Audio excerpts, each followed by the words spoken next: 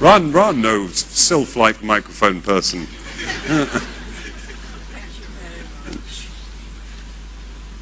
Oh, it's very interesting. Oh, it's not on. It's working. Is that any better? no. On top of it. Here comes another one. Thank you very much. Can you hear me now? Yes. Jolly good. I was very interested in two of the points that you made at the beginning about the half and half, and also the point you made about people maybe having a Jewish mother but not seeing themselves as Jewish. Mine is descended from a family of Spanish Kohanim. My father was a Greek Cypriot, and I value both traditions. And I just wanted to say that I really feel for people when they're told they're half Jewish, or a quarter Jewish, or not really Jewish. And I agree with Jonathan Friedland when he says, and I'd love your comments on this, that we're the only people in the world who include people out. Right.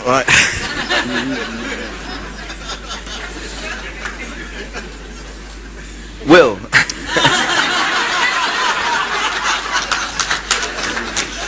We must all agree with Jonathan Friedland. I get up in the morning and often do a few agreeing with Jonathan Friedland exercises before I get dressed, and then I go to the gym and I work out on the Jonathan Friedland machine, which is very testing, yeah? Very modest. Very modest, very modest. I modestly work out on the agreeing with Jonathan Friedland machine. I don't know. I mean, do we want to get on to the whole kind of JFS problem at the moment? No, we don't. Let's stick with the world of letters. I think that's wiser. I think we came in on the idea of talking about which, you know, it was possible to imagine a self-hating Jew who didn't hate themselves because of being Jewish as a character in literature in some way. And it may be, you know, I don't think Adam and I feel, and clearly you don't either, feel any discomfort with a half status. No. You know, I don't think I don't think Barack Obama seems to feel any discomfort with being half African American and half white. He seems to have done very well on it for himself, actually. Like you, I'm in praise of differentness. I think one thing that Adam and I were talking about before we came on, though, and it was something a friend of mine, a Jewish friend of mine, took me to a restaurant in Regent's Park a few weeks ago called the Oslo House. Oh, yeah. You're all Oslo familiar Court. with it. Oslo Court. And he made the point about the Oslo Court, which I'd never been to before, that this restaurant was a great example because it was somewhere that basically Jews went to eat shellfish. And he said, fantastic lobster bisque on the menu the day I was there. And his point about Oslo Court was that this was somewhere that existed before the kind of polarization that's beginning to affect the Jewish community in London, a sense that you're either cleaving to orthodoxy or cleaving in some way towards Judaism, or you're marrying out and you're exogamous. And so I'm wondering if the ground for our archetypal literary character is... Court. Yeah, well, certainly have a scene set in Oslo Court. Yeah, I mean, I think the problem with the Jonathan... I mean, it almost implicitly has the thing that actually we're disagreeing with built into it. That there is nothing... I think the whole... one of the things we're trying to do here is say that the halfness is a good thing. I don't think it's... it might be seen as pejorative by some Jews to say, but you're only half Jewish or something, and I think that that's irrelevant. No, I mean, I'm I think very one happy. can be very happy with being only half something. Well, I don't want to be a Gentile for all sorts of very, very obvious reasons. You know, it's not cool, basically.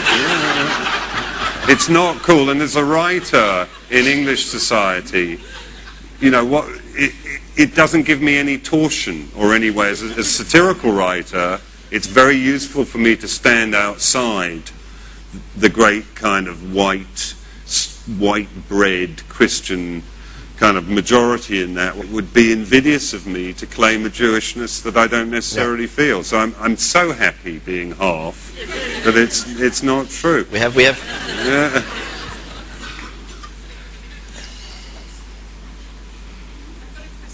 Oh. No. They only half work, these microphones. Can you hear me now? Can you hear me now? Yeah, we can hear you now. Okay, I've got a comment. Okay. Comment is that I'm half Jewish, but the other way. My father was Jewish. But you're not You're Jewish. not Jewish. I'm not Jewish, exactly. That's what people used to say, but now people say, but do you feel Jewish? And I say yes, so they say, so you're Jewish.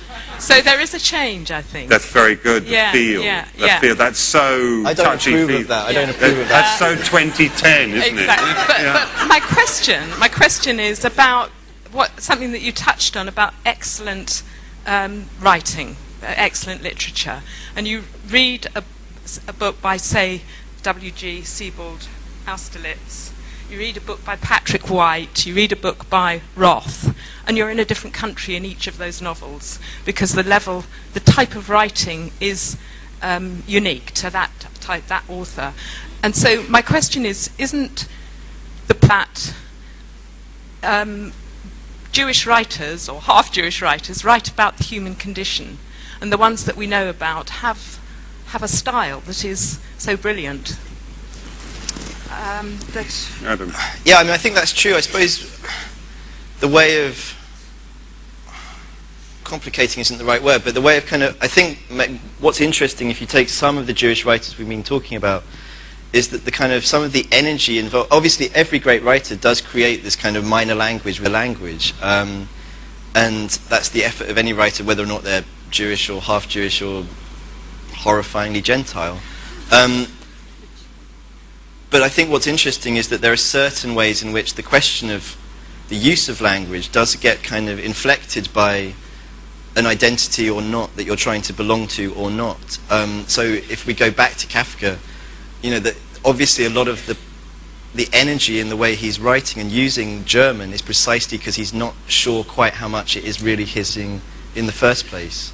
I don't know. I mean, I suppose in a Yes, I mean, if you look at a paradigmatic Jewish writer like Bashevis Singer, here you have a writer. I mean, he's in a sense the Nabokov of Jewish writers because he transitions through language. He starts to write in Yiddish and then he writes in English. But he's not insecure about his English, possibly because he wrote in Yiddish as well. So in other words, his colonization, his movement into English. And in Patche Adams' point, he's not a stylist in that sense particularly. He's not a stylist in English. I don't know whether he's a stylist in Yiddish. Perhaps what we're driving at here is that a Jewish writer, if a Jewish writer is necessarily a double creator or not, of a language within a language, because a Jewish writer is in some sense always not writing in a language they lay claim to as their own. Maybe there's something going on there, I don't know.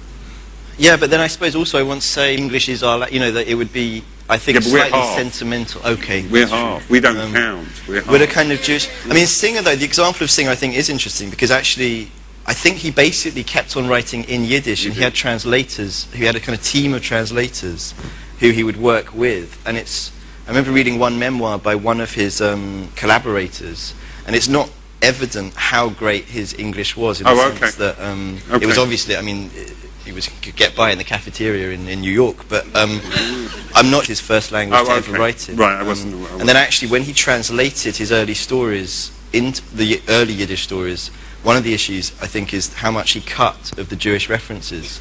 So I think that he was very happy to remove a lot of kind of religious Jewish references in order to kind of make it better for the New Yorker audience. So interesting. It's already complicated. Maybe we have somebody over here in the middle. On the other side of us being the only people who out, what about those of us who won't count ourselves in? I'm thinking particularly of Harold Pinter, who loses something in my eyes by never in his work having declared in any way at all his Jewishness. Whoa. Strong words, softly spoken. Whoa, I like your... Don't get me started.